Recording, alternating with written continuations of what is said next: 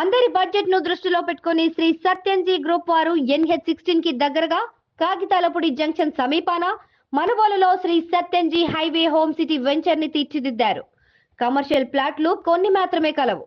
మరింత సమాచారం కోసం ఈ కింది ఫోన్ నంబర్లను సంప్రదించగలరు. నమస్తే వ్యూయర్స్, నేను Sahasra. Welcome to Suvarna media. So ఇవాళ శుక్రవారం ప్రజా దర్బార్ మళ్ళీ మొదలైంది. వారానికి 2 సార్లు జరుగుతున్నటువంటి ప్రజా దర్బార్లో శుక్రవారం రోజు చాలామంది రావడం మనం గమనిస్తున్నాం. మంగళవారం కన్నా ఈరోజు మాత్రం ఎందుకు ఎక్కువ మంది వస్తున్నారంటే మండే చూసే టైంలో కొద్దిగా బిజీగా వర్క్ వల్ల అక్కడ ఎక్కువ మంది స్టూడెంట్స్ కానీ లేదంటే పనులు చేసుకునే వాళ్ళు కానీ లేదంటే ఎంప్లాయీస్ కానీ వీళ్ళందరికీ బిజీ స్కెడ్యూల్ వల్ల రాకపోవడం వల్ల శుక్రవారం రోజు మాత్రం ప్రతిసారి మాత్రం రద్దీగానే ఉంటుంది. అయితే పోయిన వారం మనం ఆల్రెడీ ఒక వీడియో తీసాము. ఆ టైంలో చాలామంది తక్కువే వచ్చారు, బట్ ఈసారి మాత్రం ఎక్కువ వచ్చారు. మరి రెస్పాన్స్ ఎక్కువ అయ్యి వచ్చిండ్రా లేకపోతే తక్కువ వస్తున్నారా అనేది మనకు తెలియదు. మీరు ఇక్కడ గమనించుకున్నట్లయితే ఇవాళ కూడా ఆల్మోస్ట్ మినిస్టర్లందరూ ఇక్కడికి రావడం జరుగుతుంది. ఒకవైపు ప్రజా దర్బార్ కార్యక్రమాన్ని మొదలుపెట్టినా కానీ ప్రజాపాలన అనేది కానీ మళ్ళీ తీసుకురావడం జరిగింది.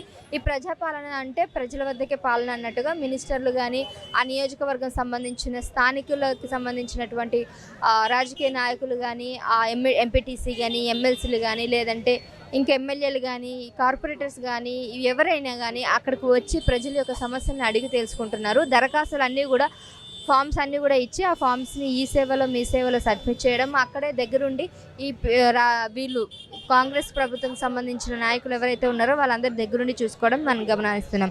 అయితే ఇవాళ ఈ ప్రజా దర్బార్లో మరి ప్రజలందరూ కూడా వచ్చిన వాళ్ళే వస్తున్నారా లేకపోతే కొత్త వాళ్ళు వస్తున్నారా అనే అంశం మీద మనం కొంతమంది ఇక్కడికి వస్తున్నటువంటి ఎవరైతే ఉన్నారో ఆర్జీ పెట్టుకోవడానికి వస్తున్న ఎవరైతే ఉన్నారో పబ్లిక్ని వాళ్ళని అడిగి వాళ్ళ యొక్క సమస్యలను కూడా మనం కూడా తెలుసుకోవడానికి ప్రయత్నిద్దాం పదండి. సో ప్రజా దర్బార్ దగ్గరకి మనం రావడం జరిగింది. ఇక్కడ ఒక దివ్యాంగులు అయితే ఉన్నారు, సో వికలాంగులు. సో చెప్పండి మీ పేరు? మా పేరు మొహమ్మద్ ఫారూక్. ఓకే, ఎక్కడి నుంచి వస్తున్నారు? నేను ఇప్పుడు ఉస్మానియా హాస్పిటల్ నుంచి వచ్చిన. ఇప్పుడు మాకు ఏంటి మీ సమస్య ఏంటి? మాకు అవుట్సోర్సింగ్లో జాబ్ ఉన్నాయి ఉస్మానియాలో. 2017 నుంచి చేస్తారు. నేను మాకు ఏం ఇంక్రిమెంట్ వేయలే. మాకు జీతం ఏంటి 13,500 వస్తుంది. ఈ జీతం సరిపోతలేదు సార్. ఎందుకంటే మాకు హ్యాండిక్యాప్ ఉన్నాయి. ఇంకా మా గ్రూప్లో 52 మెంబర్స్ ఉన్నాయి. మొత్తంకు పర్మనెంట్ చేసుకుంటే మంచిగా అవుతుంది. ఎందుకంటే 2017 నుంచి చేసిన కరోనా వచ్చింది.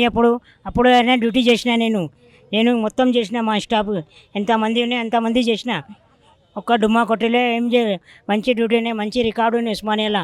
మరి మా గ్రూప్కి మంచి రికార్డు ఉన్నాయి. మాకు ఏమో పర్మనెంట్ చేయాలి, లేకుంటే సాలరీ ఇంక్రిమెంట్ చేయాలి. ఎందుకంటే చాలామందికి ఇబ్బంది అవుతుంది. ఇప్పుడు ఎంత శాలరీ మీకు? మాకు 13,500 వస్తుంది. అవుట్సోర్సింగ్ జాబ్ ఉన్నాయి. మాకు పర్మనెంట్ చేయాలి మా గ్రూప్కి. మీరు జాయిన్ అయ్యి ఎంతకాలం అయింది అక్కడ? 2017 2017 నుంచి 2023 వరకు ఇప్పుడు ప్రస్తుతం. ఇంతకుముందు గవర్నమెంట్ వచ్చింది. ఆ గవర్నమెంట్లో మాకు ఏం హెల్ప్ చేయలే. ఏమో ఓన్లీ పెన్షన్ ఇచ్చిన అంటే పెన్షన్ 500 నుంచి 1500 అయింది. మళ్ళీ 3000 చేసిన, ఇంకో 4000 చేసి గవర్నమెంట్ అయిపోయింది. మళ్ళీ ఈ జీతం వచ్చింది, ఈ గవర్నమెంట్ వచ్చింది. ఈ రేవంత్ రెడ్డి సార్ మాకు ఆశ ఉన్నాయి. కాంగ్రెస్ పీరియడ్లో 2011, 12, 10లా డైరెక్ట్ జాబ్ వచ్చింది హ్యాండిక్యాప్కు. మాకు ఆశ ఉన్నాయి కాంగ్రెస్ గవర్నమెంట్ నుంచి. మాకు హ్యాండిక్యాప్ గవర్నమెంట్కు పర్మనెంట్ చేయాలి. ఎందుకంటే మా ఉస్మానియాలో చాలామంది వచ్చింది 2011, 10లా డైరెక్ట్ కలెక్టర్ ఆఫీస్ నుంచి పర్మనెంట్ ఆర్డర్ తీసుకోనికి జాబ్ వచ్చింది ఆయనకు. ఇప్పుడు కాంగ్రెస్ గవర్నమెంట్ పోయింది 2014లా. తర్వాత అప్పటి నుంచి మాకు జాబ్ రాలే. నేను చాలా టైం పెట్టినా ఏం చేయలే. ఇప్పుడు ఆశ ఉన్నాయి రేవంత్ రెడ్డి సార్ నుంచి. నేను రిక్వెస్ట్ చేస్తారు, ఎంతమంది ఉన్నాయి అంతమందికి హెల్ప్ చేయాలి. ఉస్మానియా స్టాఫ్కు చూడాలి, ఒకసారి ఉస్మానియాకు రావకి అడగాలి. మీరు ఉస్మానియా హాస్పిటల్లో ఏం పని చేస్తారండి? నేను స్టెరైల్ డిపార్ట్మెంట్లో చేస్తాను. Central surgical department, CSD short form. మాకు కొంచెం పని ఉంటారు, అది చేస్తారు. నేను కరెక్ట్ డ్యూటీ చేస్తారు. మా స్టాఫ్ మొత్తం ఉన్నాయి, కరెక్ట్ డ్యూటీకి వస్తుంది, కరెక్ట్ డ్యూటీ చేయాలి, మాకు ఇంక్రిమెంట్ చేయాలి, మాకు హెల్ప్ చేయాలి. ఇప్పుడు మీ జీతం ఎంత కావాలని కోరుకుంటున్నారు? 13,500 వస్తుంది, ఈఎస్ఐపిఎఫ్ కట్ అవుతుంది. ఎంత కావాలని డిమాండ్ చేస్తున్నారు? మాకు 30,000 కావాలి, ఎందుకంటే సరిపోతలేవు, లేకుంటే పర్మనెంట్ చేయాలి. తక్కువైనా కానీ పర్మనెంట్ చేయాలి, లేదంటే జీతమైనా పెంచాలి. పెంచాలి, పర్మనెంట్ చేస్తే మంచి అవుతుంది మేడం. ఎందుకంటే ఈ గవర్నమెంట్ వచ్చింది, మాకు ఆశ ఉన్నాయి, ఈ గవర్నమెంట్ నుంచి మాకు ఆశ ఉన్నాయి, ఈ గవర్నమెంట్ చేస్తే మంచి అవుతుంది. ఓకే, సో ఇదండి చూస్తున్నారు కదా బీఆర్ఎస్ ప్రభుత్వంలో. చెప్పండి, ఈ మా స్టాఫ్ ఉన్నాయి మాట్లాడు. వీళ్ళతో పాటు ఇంకా స్టాఫ్ కూడా ఉన్నారంట, వీళ్ళని కూడా అడిగి తెలుసుకుందాం. చెప్పండి మీ సమస్య. मेरा नाम शीतल सिंह है।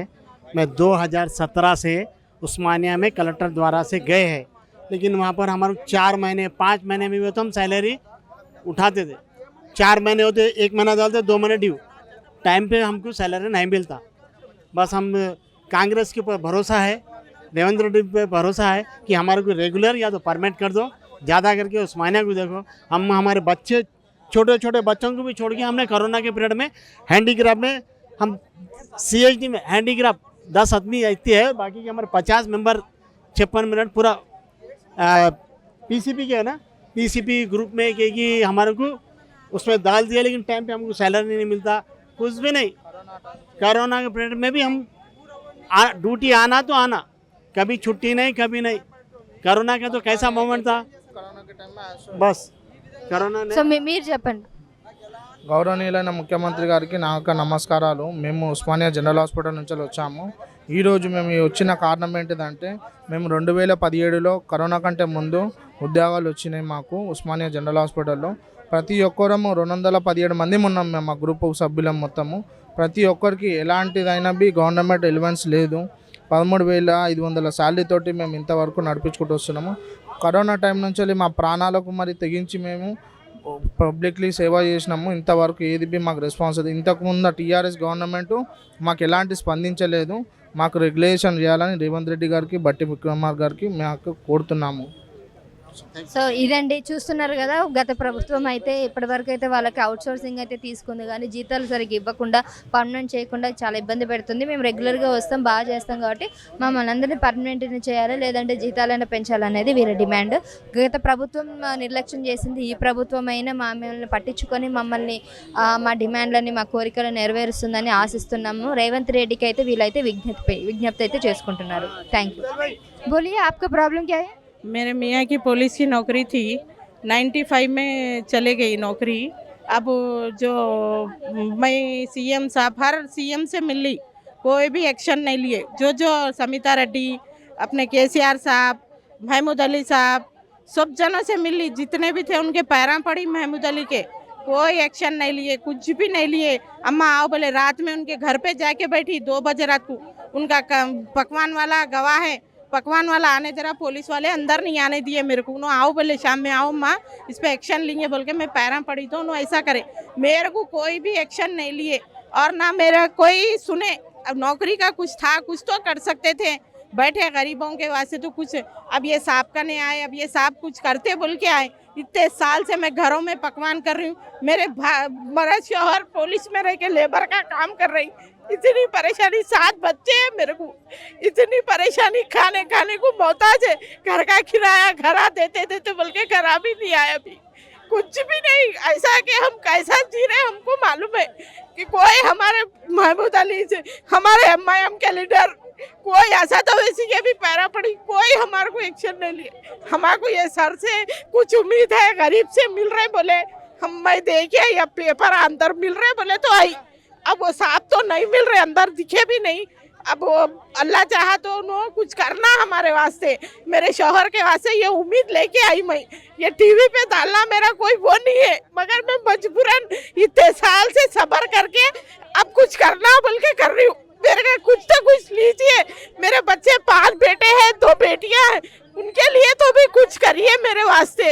ऐसा नहीं कि मैं आके किसी पे मेहनत कर रही हूँ, अभी भी कर रही हूँ, मगर अब मेरे को शुगर, BP, थायराइड सब ऐसा बीमारियों में मुब्तला हो गई मैं। हमारे शौहर को भी अब वो नहीं है, मेहनत कर रहे हैं, उन्होंने मट्ठी बोले तो उठा रही, सब बोले तो उठा रहे, कौन से भी काम को चले जा रही। अब पढ़ने वालों को तो नौकरी आजकल के दौर में नहीं है, अब वो हिसाब से मेरे शौहर घर के लिए सब करे। हमारे को ये उम्मीद है सरकार से कि भाई कुछ ना कुछ मेरे शौहर के लिए करिए आप। सीएम साहब आपका नाम तो मेरे को आ रहा नहीं, मगर आप ये करिए मेरे शौहर के लिए बस। సో ఇదండి చూస్తున్నారు కదా, ప్రస్తుతం అయితే దీని మీద ఆశలు పెట్టుకొని అయితే ఈవిడ రావడం జరిగింది. సో కంటితడి కూడా పెట్టుకునేది ఆవిడ ఎంత బాధ ఉంటే కానీ ఇంత ఏడవదు. సో ఆ బాధను చూసైనా కనీసం వీళ్ళంతా కూడా అధికారులందరూ కూడా చర్యలు తీసుకుంటారు, అవి కావాల్సినవన్నీ కూడా నెరవేరుస్తారని మనం కూడా కోరుకుందాం. Thank you. సో చెప్పండి మీ పేరు? నా పేరు కల్పన అండి. ఎక్కడి నుంచి వస్తున్నారు? నేను అశోక్ నగర్ నుంచి, నియర్ మల్లాపూర్ అశోక్ నగర్, ఇక్కడ హైదరాబాద్ తెలంగాణనే. అశోక్ నగర్ హైదరాబాద్ అశోక్ నగర్ కాదు, హైదరాబాద్ అశోక్ నగర్, తెలంగాణ మల్లాపూర్లో ఉంటామండి, తెలంగాణలో. అశోక్ నగర్ ఉంటుంది చూడండి, చిక్కడపల్లి దగ్గర. అశోక్ అది కాదు మల్లాపూర్ ఎన్ఎఫ్సి అశోక్ నగర్ అంటారు. అయితే మాకు కేసీఆర్ అలాట్మెంట్ కాదు. ఇప్పుడు మీరు ఫస్ట్ టైం రావడమా, ఇంతకు ముందు కూడా వచ్చారా? ఇంతకు ముందు ఆర్డీఓ ఆఫీస్కి వెళ్ళాము, ఇక్కడ ఫస్ట్ టైం వచ్చామన్నమాట. అయితే మాకు తెలంగాణ ప్రభుత్వం ఉన్నప్పుడు డబల్ బెడ్రూమ్ అలాట్మెంట్ అయ్యింది, వచ్చింది మాకు పట్టా. సో 2016లో మేము అప్లై చేసాము. 2021లో మా మదర్ కోవిడ్ టైంలో ఎక్స్పైర్ అయిపోయారు. సో మాకు ఆ పట్టా అనేది మా మదర్ నేమ్ పైన వచ్చింది. సో మాకు అక్కడ తీసుకెళ్ళి ఇల్లు అన్నీ చూపించి పట్టా ఇచ్చే టైంకి క్యాండిడేట్ లేదు కదా అని పట్టా వాపస్ తీసుకొని మీ ఫాదర్ నేమ్ పైన వస్తుంది అని చెప్పేసి మాకు ఇవ్వలేదు అది. సో అన్ని అలాట్మెంట్ అయిన తర్వాత పట్టా ఇవ్వకుండా, నేమ్ చేంజ్ చేయకుండా ఇంతవరకు మేము రెంట్లు కట్టుకుంటా ఎలా ఉండాలండి? దానికోసం అన్ని ఒక దరఖాస్తు ఇవ్వడానికని వచ్చాము. వీళ్ళు ఏమన్నారంటే అప్లికేషన్ తీసుకున్నారు, కాల్ చేస్తామని చెప్పారు. అసలు ఇంతకు మాకు మా మదర్ పేరు పైన ఉన్న పట్టా ఇవ్వట్లేదు, అలా అని చేంజ్ అయినా పట్టా ఇవ్వట్లేదు, అసలు ఏది ఇవ్వట్లేదు. సో అది ప్రాబ్లం అది. అయితే ఇప్పుడు ఈ డబుల్ బెడ్రూమ్ అనేది మీరు పెట్టి ఎన్నాళ్ళు అయింది ఎగ్జాక్ట్గా? 2016లో అప్లై చేసామండి. 7 ఏళ్ళు అవుతుంది. అవునండి. ఇప్పటి వరకు మాకు ఇల్లు లేదు. దాదాపు 25 ఇయర్స్ నుంచి రెంట్ కట్టుకుంటే ఉంటున్నామండి మేము. సో ఇది అప్లై చేసినప్పుడు మా మదర్ ఉన్నారు. తెల్ల రేషన్ కార్డు ఉందా? అవునండి ఉంది. సో అన్ని అర్హులు, అన్నిటికీ అర్హులు. అవునండి, అన్నిటికీ అర్హులమే, కానీ రావట్లేదండి. పట్టా వచ్చింది, బట్ మళ్ళీ తీసేసుకున్నారు, క్యాండిడేట్ లేరు అని. స్థానికంగా ఉన్నటువంటి ఆ నాయకులు ఎవరు కూడా ఏమైనా అడిగారా మీరు? మేము అడిగాము. సో వాళ్ళు ఏమన్నారంటే ఆర్డీఓ ఆఫీస్లో అప్లికేషన్ పెట్టండి, అక్కడ నుంచి కలెక్టర్ ఆఫీస్ దగ్గర నుంచి మీకు పట్టా వస్తుంది, అది మా దగ్గర వచ్చినప్పుడు మీకు ఇస్తా అని చెప్పారు. మేము ఈ లెటర్ కూడా రాసి సబ్మిట్ చేసాం అక్కడ. సో మా మదర్ది డెత్ సర్టిఫికేట్ ఇవన్నీ క్యాండిడేట్ లేదు అని చెప్పినప్పుడు మా ఫాదర్ని కూడా తీసుకెళ్ళాము. హస్బెండ్గా ఉన్నారు కదా, తనకైనా ఇవ్వండి అంటే లేదు అలా ఇవ్వము, ఇలా అప్లై చేయాలి అంటే మొత్తం అప్లై చేసాము. ఇదంతా డెత్ సర్టిఫికేట్ చూపించినా కూడా మాకు నేమ్ చేంజ్ అయ్యి రావట్లేదండి పట్టా. సో ఆ నేమ్ వల్ల ఇంత లేట్ అవుతుంది. అసలు ఆ పట్టా ఇవ్వట్లేదు మాకు. సో పట్టా ఇస్తే మేము ఆ ఇంట్లో వెళ్ళి ఉంటాం కదండి. సో అది ఇల్లు ఇప్పుడు ఖాళీగానే ఉందండి. సో రూమ్ నెంబర్తో సహా అన్ని అలాట్మెంట్ అయ్యాయి చూడండి. ఎన్నో ఫ్లోర్లో వచ్చింది మీకు? మాకు ఫస్ట్ ఫ్లోర్లో వచ్చిందండి, ఫ్లాట్ నెంబర్ 3. మల్లాపూర్ కాదండి, కొర్రెములలో వచ్చింది. అంటే గట్కేసర్, నియర్ బై గట్కేసర్, మా ఏరియాకి దగ్గరలోనే. సో అన్నీ వచ్చాయి కానీ ఉండడానికి మాత్రం మీకు పర్మిషన్ ఇవ్వట్లేదు, పట్టా ఇవ్వట్లేదు, కీస్ ఇవ్వట్లేదు. అంటే పట్టా ఉంటేనే కీ ఇస్తారు కదండి, ఆ పట్టా కూడా ఇవ్వట్లేదు మాకు. సో మా మదర్ పేరు పైన ఉన్న పట్టా కూడా ఇవ్వట్లేదు, అలా అని నేమ్ చేంజ్ చేసిన పట్టా కూడా ఇవ్వట్లేదు. ఇప్పుడు ఎవరిని అడిగినా వాళ్ళు ఏమంటున్నారంటే కలెక్టర్ ఆఫీస్కి వస్తుంది అప్పుడు ఇస్తాము అని అంటున్నారు. సో ఇది ప్రాబ్లం అండి మాది. ఇది అన్నీ వచ్చాయి, అన్నిటికీ అర్హులే, కేవలం ఒక పేరు తప్పు ఉండడం వల్ల, చిన్న మిస్టేక్ వల్ల, క్యాండిడేట్ మిస్ అవ్వడం వల్ల, వాళ్ళ మమ్మీ చనిపోవడం వల్ల వచ్చిన డబుల్ బెడ్రూమ్ ఏదైతే ఉందో దానికి సంబంధించి కీస్ కానీ వీళ్ళకి ఇవ్వట్లేదు, పట్టా ఇవ్వట్లేదు. ఇప్పుడు మనిషి చనిపోతే ఏంటి చెప్పండి, మనిషి అన్ని ప్రూఫ్స్ అయితే ఉన్నాయి కదా, మనిషే ఉంటే ఇస్తామనేది ఎంతవరకు న్యాయం? ఇప్పుడు అకస్మాత్తుగా జరిగిన సంఘటనకు మనం బాధ్యులం కాదు కాబట్టి, సో వాటికి సంబంధించిన డెత్ సర్టిఫికేట్ అన్నీ కూడా వీళ్ళు ప్రూఫ్స్తో చూపిస్తున్నారు. బట్ స్టిల్ వాళ్ళు పట్టా ఇవ్వకపోవడం అనేది ఆలోచించాల్సిన విషయమే. సో చూడాలి, ఇప్పుడు ఖాళీగా ఉంచడం ఎందుకు? ఆల్రెడీ అలాట్మెంట్ అయినటువంటి ఆ ఇంటి కీస్ వీళ్ళకి ఇస్తే వీలైనా కనీసం ఆ ఇంట్లో ఉంటారు కదా, ఖాళీగా ఉంచడం కన్నా రెంట్ కట్టుకొని మేము ఎంతకాలం ఉండాలని అనేది వీళ్ళు ఆవేదన వ్యక్తం చేస్తున్నారు. థ్యాంక్ యూ అండి. సో ఇక్కడ మరికొంతమంది ఉన్నారు, చెప్పండి మీ ప్రాబ్లం ఏంటి? అబ్బాయికి మాటలు రావు మేడం. మీరు ఎక్కడి నుంచి వస్తున్నారు? మేము జనగాం నుంచి వచ్చినాం మేడం. మీరు ఇది మొదటిసారి రావడం? ఇది మొదటిసారి మేడం. 8 సంవత్సరాల పింఛన్ అప్లై చేసి ఎక్కడ పోయినా పింఛన్ మాత్రం ఇస్తలేవు. ఈ అబ్బాయి మా అల్లుడు. మా పాపకు కూడా మాటలు రావు. అంతకుముందు బొంబాయిలో బతికేది, పెళ్ళైనప్పటి నుంచి మీ పాప అంటే మీ కూతురా? ఇప్పుడు మీ కూతురు వాళ్ళ హస్బెండ్ ఈయన అల్లుడు. అయితే 8 సంవత్సరాల నుంచి అప్లై చేస్తున్నాం కానీ పింఛన్ మాత్రం అప్లై అవుతలేదు మేడం. ఓ ఇల్లు లేదు, ఏది లేదు. ఇద్దరు రెంట్ కట్టుకొని ఏదో కూలి పని చేసుకొని బతకాలి. పింఛని రేషన్ కార్డు గది ఇప్పించమని కోరుతున్నాం మేడం. పింఛన్ లేదు, ఏం లేదు. 8,000 6,000 ఏం బతుకుతారు మేడం? ఒక బాబు కూడా ఉన్నాడు. దాని గురించే సార్తో మాట్లాడడానికి వచ్చాము. పేపర్లు ఇచ్చినాము, పేపర్లు ఇచ్చి వెళ్తున్నాం మేడం. ఏమన్నారు ఇప్పుడు మీరు బాబాయ్? మూడు రోజులలో మెసేజ్ వస్తుంది అని అన్నారు మేడం. ఎప్పుడు వచ్చారు ఇక్కడికి? ఇప్పుడు ఈరోజే వచ్చినాం మేడం. ఏ టైంకి వచ్చారు అంటున్నారు? 9 గంటలకు వచ్చినాం మేడం. 9ంటికి వచ్చారు. 9ంటి నుంచి లోపలికి వెళ్తే సార్ తీసుకున్నారు. 3 రోజులలో మెసేజ్ వస్తుంది అని చెప్పిండు. ఓ ఇల్లు లేదు. అందరికీ పొలాలు ఉన్న వాళ్ళకి ఇండ్లు వస్తున్నాయి మేడం. మేము అప్లై చేసి కూడా మా ఆయన పేరు మీద అప్లై చేస్తే ఆయన చనిపోయారు కదా, మా ఆయన చనిపోయిండ్రు మేడం. 2 సంవత్సరాల నుంచి నాకు కూడా పింఛన్ వస్తలేదు. మా ఆయన చనిపోయాడు కదా, ఆయన చనిపోయిండు, ఇక రావు అని అంటే వాళ్ళతో మేము కూడా చచ్చిపోవాలన్నా అయ్యా మాకెందుకు ఇయ్యరు అని అడిగితే లేదమ్మా మగోళ్ళ పేరు మీద ఉన్నదానికి రావు. ఎకరాలు పొలాలు ఉన్న వాళ్ళకి వస్తే మరి బీదోళ్ళు ఏం చేయాలి మేడం చెప్పండి? వాళ్ళని అనాలని ఉద్దేశంతో అనట్లేదు, మాకు లేదు కాబట్టి మేము అంటున్నాము. అది మేడం. మీ దేవురు సొంతూరు లింగాల గణపురం మేడం. ఇప్పుడు ఎక్కడ ఉంటున్నారు? ఇప్పుడు ఉప్పల్లో ఉంటున్నాం మేడం. వీళ్ళని చదివియాలి, వీళ్ళకి మాటలు రావు. నా 2 కూతుర్లకు మాటలు రావు. ఈమె కూడా మీ పాప? మా పాపనే, ఈమె డిగ్రీ. ఇద్దరు కూతుర్లకు మాట రాలేదు? అల్లుడు కూడా రావు మేడం. అంటే ఇప్పుడు అల్లుడు అంటే మెయిన్ అల్లుడా? మెయిన్ అల్లుడు కాదు, మా పాప వాళ్ళ భర్త. ఆయనకు రావు మాటలు. కాదు అంటే ఇప్పుడు పెళ్లి కూడా చేసిన మేడం. అంటే మాటలు రావని అలా తీసుకొచ్చి చేసినాం మేడం. ఇద్దరికి మాటలు రాకపోవడానికి కారణం ఏంటి? మాది మేనరికం మేడం. మేనరికం వల్ల అంటే అది 3 తరాల నుంచి వస్తుంది అనమాట. మా ఆయనది నాది బ్లడ్ గ్రూప్ సేమ్. మా ఆయన క్యాన్సర్తో చనిపోయాడు. 2 సంవత్సరాలు అవుతుంది. పింఛన్కి అప్లై చేసి కలెక్టర్ ఆఫీస్ చుట్టూ తిరిగినా కూడా పింఛన్ మాత్రం వస్తలేదు మేడం. మాకు పొలాలు లేవు, ఏవి లేవు మేడం. ఒక 35 కిలోల కార్డు మీద నేను బతుకుతున్నాను. పని చేద్దామంటే కూడా నాకు మొక్కలు సపోర్ట్ చేయట్లేదు, నడవరాదు. వీళ్ళ ఆవిడ రాలే. వీళ్ళ ఆవిడకి తలకు దెబ్బ తగిలింది. వీళ్ళందరినీ చూస్తే ఆగమాగం చేస్తుంది మేడం. మీకు 2 కూతుర్లేనా? 2 కూతుర్లే, కొడుకులు లేరు. ఈమె చదువుతుంది, డిగ్రీ అయిపోయింది. అదే రేవంత్ రెడ్డి గారికి నేను ఇది ఒకటే కోరుకుంటున్నాను, మాలాంటి వాళ్ళని చూడండి సార్ ప్లీజ్. ఎందుకంటే మాకు కొడుకులు లేరు, ఏమీ లేదు. నేను అసలు చెప్పుకోవడానికి కూడా బాగలేదు. మాలాంటి వాళ్ళని దయ ఉంచి చూడండి, చూసి ఏదన్నా సాయం చేయండి అంతే. ఓకే సరే. సో ఇదండి, చూస్తున్నారు కదా అండి, వీళ్ళ ఆవిడ ఒక్కతే ఆంటీ, ఒక్కటే ఫ్యామిలీలో ఎవరు మగోళ్ళు లేరు. వాళ్ళ హస్బెండ్ కూడా చనిపోయారు. మేనరికం వల్ల వాళ్ళ 2 పిల్లలకు కూడా మాటలు రాకపోవడం అనేది ఇక్కడ చాలా బాధాకరమైన విషయం. అయితే మొదటి కూతురికి వాళ్ళ హస్బెండ్ అతనికి కూడా మాటలు రావు. సో మాటలు లేని వాళ్ళు ఇప్పుడు అన్నీ ఉన్న వాళ్ళకే ఉద్యోగాలు సరిగా లేవు.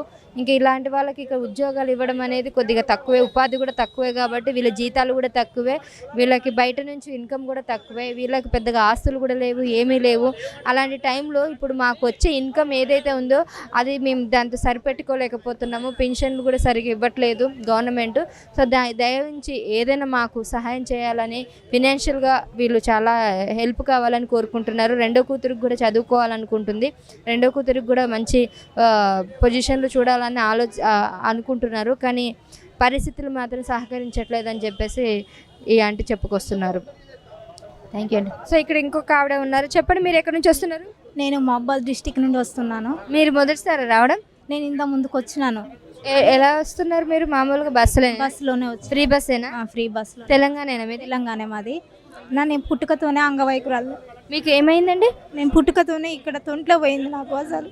అలాగే ఇది అంటే పోలియోనా? పోలియో వచ్చింది నాకు. పుట్టుకతోనే అంగవైకురాలను. నాకు చిన్నప్పటి నుండి పెన్షన్ వచ్చింది. ఎప్పుడైతే టీఎస్ఆర్ పార్టీ వచ్చిందో అప్పటి నుండి నాకు 12 సంవత్సరాల నుండి ఎవరు పట్టించుకోలేదు. అప్పుడు ఫస్ట్లో ఇచ్చారు పెన్షన్? ఫస్ట్లో ఇచ్చి నాకు 200 నుండి కూడా పెన్షన్ వచ్చింది. నేను చదువుకుందామంటే చదువుకోవడానికి కూడా డబ్బులు లేవు నాకు.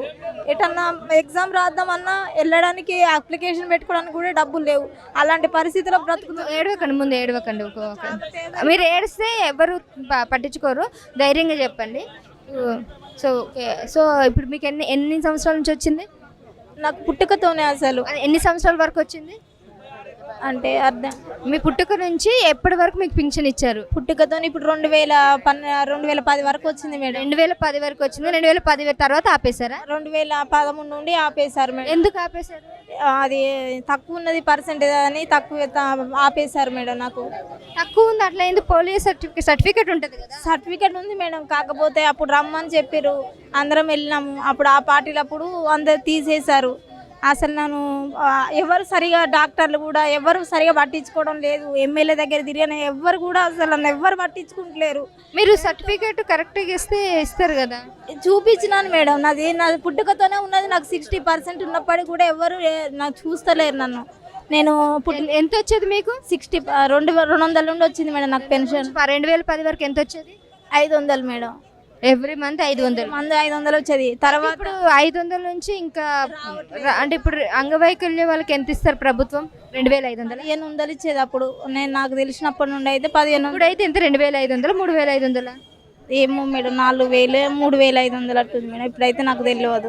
కానీ అప్పట్లో 1500 ఇవ్వడానికే ఇంత ఆలోచిస్తుంది అని అంటే ప్రభుత్వము ఎంత దీన పరిస్థితిలో ఉందని అర్థమవుతుంది. నేనే కాదు మేడం, నేను ప్రతిసారి ఒక 100 సార్లు క్యాంపులకు అటెండ్ అయినాను మేడం. నాలాంటి వాళ్ళు ఎంతో మంది అసలు మొత్తానికి డేగుతూ పోయేట వాళ్ళకు కూడా అలాంటి వాళ్ళకు కూడా ఇవ్వట్లేదు. నేను ఒక్కదాని పరిస్థితి కాదు మేడం, ఎంతోమంది అంగవైకల్యంతో బాధపడుతూ ఇంట్లో పేదరికంతో ఉండి చదువుకోవడానికి డబ్బులు లేక తిరగడానికి అప్లికేషన్ పెట్టుకోవడానికి కూడా ఇబ్బంది అవుతుంది. మాలాంటి వాళ్ళకు సాయం చేయాలని నేను కోరుతున్నాను. నేనే కాదు మేడం, నాలాంటి వాళ్ళు చాలామంది ఉన్నారు. నేను చాలా మంది దగ్గరికి వెళ్ళినా కానీ ఎవరు పట్టించుకోరు మేడం. తర్వాత ఈ ప్రభుత్వం వచ్చినాక నాకు సార్ సహాయం చేస్తాడని సార్ దగ్గరికి వచ్చినాను మేడం. నేను అయితే ఇంత పరిస్థితి అయితే చాలా ఘోరంగా ఉందండి. సో ఒక్కరని కాదు, నాకు ఒక పెళ్ళయింది. నాకు పెళ్ళయింది, ఒక బాబు, భర్త వదిలేసిండు, ఏం పని చేయట్లేవు, నేను తాగుతాడు, కొడతాడు మేడం. ఇట్లా నాకు అమ్మ వాళ్ళు కూడా చాలా పేదరికంతో ఉన్నారు. వాళ్ళ ఇంటి కూడా బ్రతకడానికి కూడా ఇబ్బంది అవుతుంది. చాలా దీనమైన పరిస్థితిలో బ్రతుకుతున్నాను నేను. ఇప్పుడు మీరు ఒక్కరే బయటకు వచ్చేసి మీ బాబుని చూసుకుంటారు? అమ్మ వాళ్ళతోనే ఉంటున్నాను. మీరు ఉద్యోగం ఏమైనా చేస్తారా? నేను బీటెక్ చదువుకున్నాను మేడం. బీటెక్ చేశారా? మరి బీటెక్ చేసి మీరు ఎందుకు ధైర్యంగా ఉండాలి, అంత కుంగిపోకూడదు. చదువుకున్నాను, కోర్సు నేర్చుకోవడానికి ఎక్కడికైనా వెళ్దామన్నా కూడా ఎగ్జామ్ రాస్తే మనకి మీకు ఫస్ట్ రిజర్వేషన్ మీకే ఉంటుంది కదా కోర్సు రాసినప్పుడు. బ్యాంక్ ఎగ్జామ్స్ కూడా రాసిన మేడం, కానీ రాలేదు ఇంతవరకు. అప్పటి నుండి గవర్నమెంట్ జాబ్స్వి అప్లై చేసినాను మేడం. బ్యాంకు కూడా అప్లికేషన్ పెట్టినాను, కానీ ఎన్నోసార్లు ఎగ్జామ్స్ రాసిన కానీ ఇంకా రాలేదు మేడం నాకు. మీరు అదే అంటున్నాయి, బీటెక్ చేశారు కాబట్టి చాలా నోటిఫికేషన్స్ వస్తాయి. మీకు ఇంకా ఫస్ట్ మీకే ఉంటుంది. ఎవరికైతే ఇట్లా హ్యాండిక్యాప్డ్ ఉన్నారో వాళ్ళకి ఫస్ట్ గవర్నమెంట్ మిమ్మల్ని ఆప్షన్గా పెట్టుకొని మీకే ఇవ్వడం జరుగుతుంది. మీరు అవన్నీ ప్రయత్నించండి, ఖచ్చితంగా మీకు వస్తుంది. ఈసారి రేవంత్ రెడ్డి గారికి అధికారంలో ఉన్నారు కాబట్టి తప్పకుండా వచ్చే అవకాశం ఉంది. నమ్మకంతో సార్ చేస్తారు, నాకు చేయగలరు సార్ అనే నమ్మకంతో ఇక్కడికి వచ్చినాను మేడం.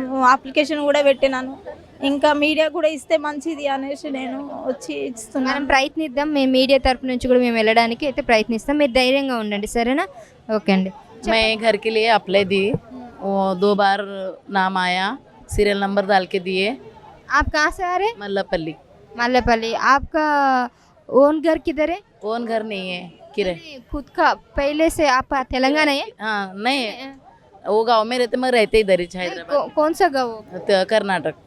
कर्नाटक से हैदराबाद कितने साल हो गए? मैं 25 साल हो गया. हैदराबाद में सेटल हो गए? हाँ सेटल हो गए इधर ही. Aadhaar card, voter I D, ration card सब इधर का है, गाँव का कुछ भी नहीं है. हम लोग करके खाने के लिए आए. मेरे को 5 बेटियाँ हैं और रेशन कार्ड भी है इधर? सब इधर. वोटर आई डी है, कास्ट है, सब है.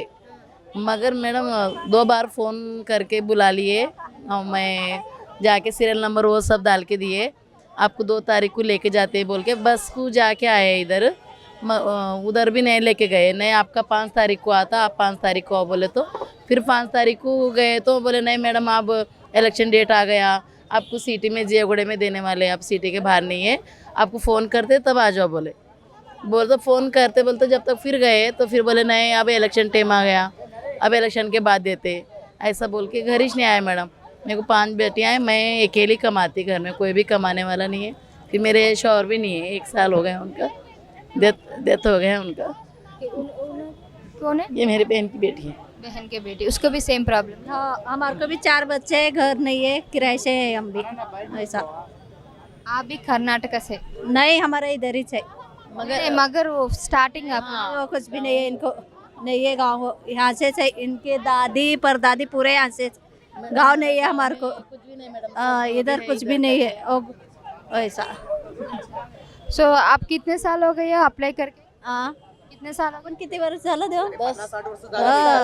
10 साल ऐसा हो गए। गए? आप मराठी बात कर रहे हैं ना? बात कर फिर कर्नाटक बोल रहे, मराठी बात कर रहे, फिर जो है मगर इधर ही इन्हों इधर के है, हम कर्नाटक के है ऐसा। वो इसलिए मगर आपको लेट हो रहा है शायद। अभी तेलंगाना में तेलुगु लोगों को सब इधर का है। यहाँ से है ना, हमारे को इधर दिए शादी करके ऐसा। फिर उसका नाम में देते शायद, आपका नाम में क्यों देता ऐसा? आपका बर्थ नाम का दे रहे ना पूरे, आपका पूरा सर्टिफिकेट्स किधर से है? उधर से? से पूरा। हाँ, उधर गांव से कोई भी नहीं है पूरा। कार्ड भी नहीं है गांव में, ना वोटर आईडी नहीं है। जो भी इधर हम लोग आने से उधर गांव का सब कट हो गया। हम लोग इधर ही रहते, इधर ही ये करते।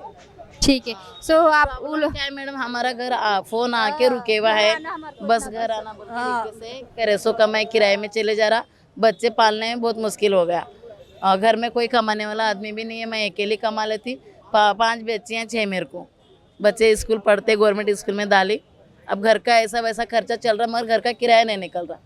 वो परेशानी हो रही है मैडम। रिक्वेस्ट है सर से कि बस जल्दी से जल्दी हमारे को 10,000 घर आ जाना। सो घर का किराया 10-10 हज़ार हो रहा। इतने साल से वो लोग परेशान हो रहा। कोशिश करो बोल रहे। ठीक है, అదే చాలా అయితే ఈ ప్రాబ్లం అయితే ఫేస్ చేస్తున్నారు వీళ్ళ ఫ్యామిలీ మెంబర్స్ అందరూ కూడా. ఎప్పటి నుంచో దీని గురించి అయితే అర్జీ పెట్టుకున్నారు కానీ ఎవరు రెస్పాన్స్ ఇవ్వలేదు. సో ఈసారైనా రెస్పాన్స్ అవుతారని కోరుకుందాం. చెప్పండి అంటే మీ పేరేంటి? నా పేరు తీగల రాణి అమ్మ. నేను వరంగల్ నుంచి వచ్చినమ్మ. నా భర్త పేరు తీగల భిక్షపతి, నా పేరు తీగల రాణి.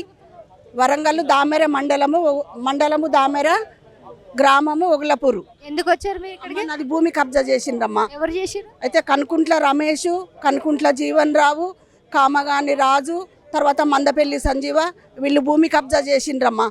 ఎంఆర్ఓల దగ్గరికి పోయినా, విఆర్ఓల దగ్గరికి పోయినా, తర్వాత ఎక్కడికి పోయినా కానీ అమ్మ నన్ను కానివ్వట్లేదు, నా పని కానివ్వట్లేదు. అదేంటంటే నా మీద నిందలు పెడుతుండ్రయ్యా. ఈమె 1000 మంది దగ్గరికి తిరుగుతుంది, ఏదో ఒకటి సెటిల్ కాదంటున్నారయ్యా. నాకు 2 పిల్లలు, నాకు ఒక బిడ్డ పెళ్లికి ఉందమ్మా. ఇప్పుడు 28 సంవత్సరాలయ్యా నా బిడ్డకు. నాకు ఆ భూమి తప్ప నాకు ఆధారం ఏం లేదయ్యా. నా భర్త చనిపోయిండు. నా భూమి 5 ఎకరాల 3 గుంటల భూమి, 8 ఎకరాల 3 గుంటలు మొత్తం నా భూమి. 4 అమ్మిన సార్. 4 ఎకరాల 3 గుంటల భూమి కబ్జా చేసిండ్రు.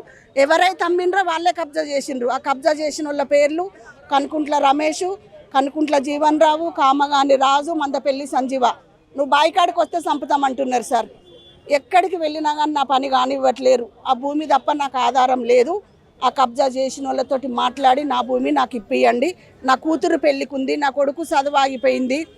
రోడ్డు మీద పడ్డా సార్ నా భూమి పోయి. నేను బాయికాడికి వెళ్ళాలంటే భయం అవుతుంది, చంపుతా అని బెదిరిస్తున్నారు. నా మనవి ఎందుకంటే కేసీఆర్ వచ్చినప్పుడు అయితే నన్ను లోపలికి కూడా పోనీయలే. కేసీఆర్ సార్ సీఎం సార్ ఉన్నప్పుడు నన్ను కనీసం గేటు కూడా దాటి లోపలికి పోనీయలే. ఇప్పుడు ఈ అయ్యను మేము గెలిపించుకున్నాము. అయ్యి వచ్చిండు. అయ్యా మా సమస్యలు, రేవంత్ అయ్యా మా సమస్యలు తీర్చాలి, నాలాంటి విధవరాన్లకు న్యాయం చేయాలి. భర్తలు ఉన్న వాళ్ళకు భర్తలు అన్నీ సంపాదిస్తారు, కొట్లాడతారు, కానీ నాకు భర్త లేడు తిరిగి కొట్లాడనీకి. అమ్మాయి బయటికి రాదు, నా కూతురు బయటికి రాదు, నా కొడుకు చదువు ఆగిపోయింది. మాకు రేషన్ బియ్యం కూడా మాకు తినడానికి మాకు 15 కిలోలే వస్తున్నాయి. అది ఒక్క పూటే మేము తింటున్నాం అన్నం కడుపుకి. భూమి కబ్జా అయితే ఆ భూమి కొరకు తిరగనీకి ఎక్కడికి పోయినా అన్న మా దగ్గర పంటవా, మా దగ్గర పండుకో, నీకు న్యాయం చేస్తాం. ఎంఆర్ఓలు, విఆర్ఓలు ఎక్కడ పోయినా లంచాలు. దామెర మండలంలో భాస్కర్ రెడ్డి ఎస్ఐ భూమి కొరకు పోతే 50,000 లంచం పోపించుకున్నాడు. దామెర మండలంలో ఎస్ఐ భాస్కర్ రెడ్డి. వరంగల్ జిల్లా మండలం దామెర్ల ఎస్ఐ భాస్కర్ రెడ్డి మీద మీరు చర్య తీసుకోవాలి. ఎందుకంటే తను కఠినంగా నా పట్ల ప్రవర్తించి 50,000 లంచం తీసుకున్నాడు. అయ్యా నేను విధవరాలనయ్యా, నాకు తిండి కూడా వెళ్తలేదయ్యా, నా పరిస్థితి ఇట్లున్నది అయ్యా అన్న కూడా నా దగ్గర 50,000 లంచం తీసుకున్నాడు. విధవరాల దగ్గర 50,000 లంచం తీసుకున్నాడు భాస్కర్ రెడ్డి, ఎస్ఐ భాస్కర్ రెడ్డి దామెర మండలం. తన మీద మీరు ఖచ్చితంగా చర్య తీసుకోవాలి. నా భూమి నాకు ఇప్పియాలి. నా కూతురు పెళ్ళికుంది. ఈ భూమి రాకపోతే నా పిల్లలు నేను ఏమైపోతామో కూడా తెలియని పరిస్థితులు. నా భర్త లేడు, చనిపోయిండు. జీవన్ రావు మీద, కనుకుంట్ల రమేష్ మీద, కామగాని రాజు మీద, మందపల్లి సంజీవ మీద మీరు యాక్షన్ తీసుకోవాలి. నేను అక్కడ కంప్లైంట్ ఇచ్చిన వాళ్ళ నంబర్లు కూడా రాసిచ్చిన. నేను నాకు త్యాగం తగిన న్యాయం నాకు చేయాలయ్యా. నాకు విధవరాలను నా బిడ్డ ఉన్నది ఆగమైనాం మేము. ఓకే అండి, ఇది చూస్తున్నారు కదండి, జీవన్ రావు వీళ్ళంతా కూడా కబ్జా చేసిన వాళ్ళ ల్యాండ్ని.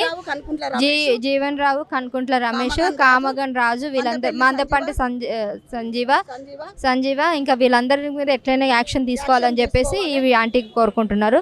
చెప్పండి, మీరు ఎక్కడి నుంచి వస్తున్నారు? నిజామాబాద్ జిల్లా, నిజామాబాద్ లోకల్ నాది. నా పేరు భూలక్ష్మి అంటారు. నేను టీఆర్ఎస్ పార్టీలో గత 15-20 సంవత్సరాలు పనిచేశాను. కానీ ఏం పనులు కాలే, వాళ్ళు పనులు చేయరో నాకు తెలుసు. నేను అక్కడ ఒక ఇల్లు కట్టుకున్నాం మేడం. ఇల్లు కట్టుకున్న ఇల్లుకు సంబంధించి హౌస్ నెంబర్ అడగనీకి పోయాను మున్సిపాలిటీకి. పోతే అక్కడ ఏమంటాడంటే మా వెంచర్లో ఉన్న వాళ్ళందరికేమో హౌస్ నెంబర్లు వస్తాయి, మరి నేను పోయి అడుగుతున్నాము హౌస్ నెంబర్ ఇవ్వట్లేదు. నరేందర్ సార్ ఏంది, నీ కాలు పట్టుకోవాలా, నీకు లంచం ఇవ్వాలా, ఎంత ఇవ్వాలా లంచం, ఎందుకు నన్ను పక్కన పెడుతున్నావు?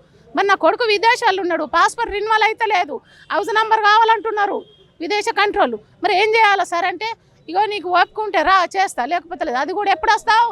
9 గంటల తర్వాత రా, నైట్ వస్తేనే చేస్తాను అంటాడు. అంటే డే టైంలో చేసే డ్యూటీలో నైట్లో నేను ఎట్లా పోతా, ఎట్లా అడగాల నైట్లో పోయి? అంటే నీకేమైనా కావాలంటే చెప్పు సార్ అని ఒకసారి ఫోన్ చేసి అడిగాను మేడం. ఫోన్ చేసి అడితే ఫోన్ పెట్టాయి నువ్వు, నేను లంచం అడిగిందని నిన్న అంటాడు. మరి నాకు హౌస్ నెంబర్ ఇస్తలేడు. మరి ఈ అమ్మాయిది ఏం పేరు మీద ఉన్నది, మా అమ్మాయి పేరు నేహ. అయితే ఈ అమ్మాయి కూడా వచ్చి అడిగింది. అడిగితే మేడం మీరు అర్థం చేసుకోవట్లేదు, మీ మమ్మీ బాగా తొందర పడుతున్నదని చెప్పేసి అంటున్నాడు. ఈ అమ్మాయి పెళ్ళి అయిపోయింది, ఇప్పుడు నేను తిరగాల్సి వస్తున్నది. హౌస్ నెంబర్ లేక మాకు పాస్పోర్ట్లకి, మా బాబుకి, నాకు, మా పాపకి చాలా ఇబ్బంది అవుతుంది. పిల్లలు ఇదండి, వాళ్ళకి హౌస్ నెంబర్ ఇవ్వకుండా ఇంత ఇబ్బంది పెడుతున్నారు. ఇక్కడ అన్నీ కూడా వాళ్ళు అప్లికేషన్లు అయితే రాయడం జరిగింది. సో ఖచ్చితంగా ఇట్లా హౌస్ నెంబర్ కనుక ఇచ్చినట్లయితే వాళ్ళకి అన్ని ప్రాబ్లమ్స్ అయితే తీరుతాయి. ఎందుకంటే ఇంటి అడ్రస్ అనేది అన్నిటికీ ఇంపార్టెంటే. ఏది తీసుకోవాలన్నా, సిమ్ కార్డు తీసుకోవాలన్నా, రేషన్ కార్డు తీసుకోవాలన్నా, పాస్పోర్ట్ తీసుకోవాలన్నా, ఐడి కార్డ్స్ అనేది చాలా ఇంపార్టెంట్. కాబట్టి హౌస్ నెంబర్ ఏదో ఇస్తే మా బతుకులు మేము బతుకుతాం కదా అనేసి ఆంటీ ఆవేదన వ్యక్తం చేస్తున్నారు. ఇక్కడ ఇంకొకరు ఉన్నారు, చెప్పండి మీ ప్రాబ్లం ఏంటి?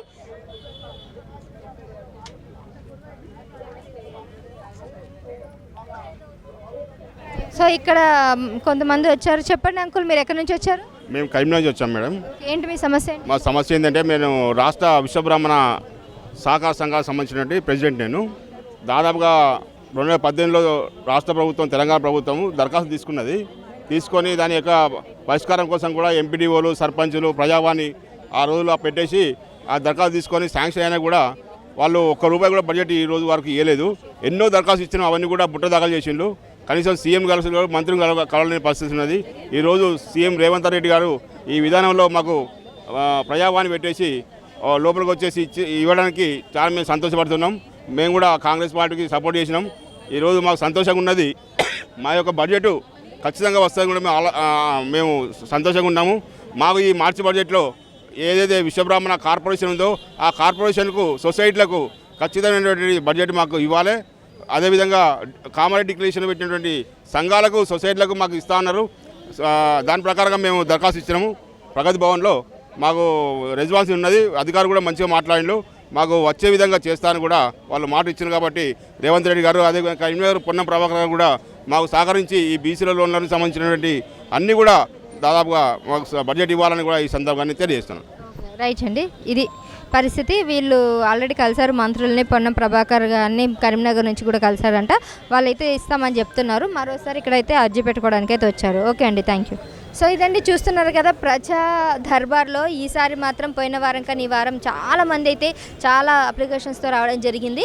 అయితే ఒక్కొక్కరు ఒక్కొక్క సమస్య రోజు రోజుకి పెరుగుతుందా, లేదంటే ఇక్కడ పరిష్కారాలు దొరుకుతాయనే ఆశతో వస్తున్నారనేది మనకి ఇంకా తెలియాలి. సో ఎవ్రీ వీక్ అయితే ప్రజలైతే వాళ్ళ యొక్క సమస్యలు తీసుకురావడానికి అయితే ఇక్కడ జరుగుతుంది. మరి ప్రజలైతే వాళ్ళు అనుకున్నట్టుగైతే తెస్తున్నారు, కానీ మరి అధికారులు ఏ విధంగా దీని సమస్యలను ఏ విధంగా పరిష్కరిస్తారు అనేది మనకి ఇంకా తెలియాల్సి ఉంది. సో కాంగ్రెస్ ప్రభుత్వం వచ్చినాక కొన్ని మార్పులు అయితే జరిగాయి. ఆ మార్పులు నిజానికి ప్రజాస్వామ్యంలో ప్రజా పరిపాలన అనే విధంగా వెళ్తుందనే దానికి ఇది ఒక నిదర్శనం. మరి కాంగ్రెస్ వాళ్ళు చెప్తున్నటువంటివన్నీ కూడా నెరవేరుస్తుందా అనేది మనం కూడా ఆశిద్దాం. Thank you.